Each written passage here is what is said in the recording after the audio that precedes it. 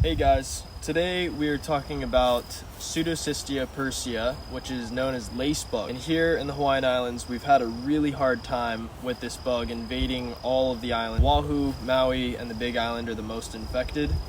Females, they will actually insert their eggs into the leaf. Here on the leaf, there's this black excrement. That is actually a protective layer of their own feces.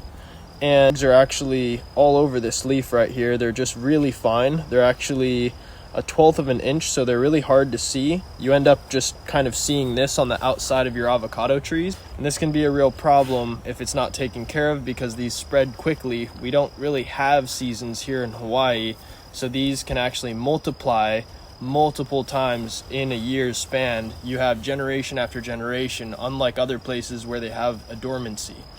So this whole tree right here is completely affected by the lace bug, and it will continually get more infected if the tree is not properly pruned and managed. Here's a perfect example of an avocado tree that is completely infected by the lace bug, and this portion of the avocado tree right here is so badly damaged that you can see it will not produce avocados. All the leaves that were actually giving the photosynthesis that the flowers need to produce an avocado is now gone. So all the leaf material that gives the energy to the tree is gone, so it's compromising its immune system.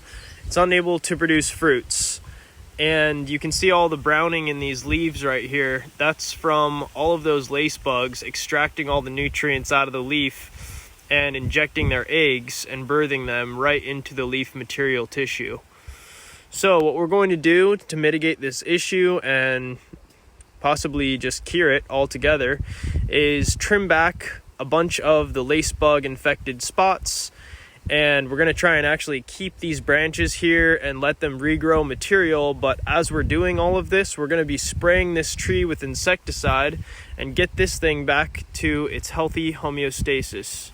Another reason your avocado tree may not be bearing fruit is probably because it's age. So if there's nothing actually wrong with your avocado tree and it looks fine and the leaves are, a nice dark green to light green color, that's probably an indication of the age and that it hasn't been grafted. So if you have a seedling that you've started, that will take 7 to 10 years.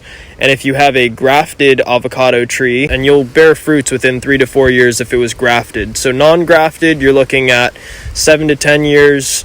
Grafted, you're looking around 3 to 4 years. So let's talk about the flowers of these avocado trees a little. Something that will trigger your tree into flowering may be the lack of water. So a drought could trigger it into flowering, or the temperature, if it drops below 60 degrees, could actually trigger it to start flowering.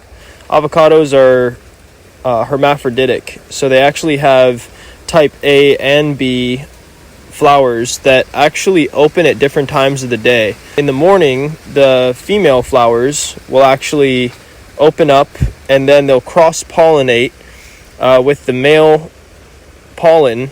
This one right here looks like a male. Center of the flower, those stems sticking out, and generally the female only has like one center stem, but it may vary dependent on what kind of avocado tree you have. I mean, it looks healthy other than the fact that this lace bug is eating up a lot of its nutrients that would go to these fruits.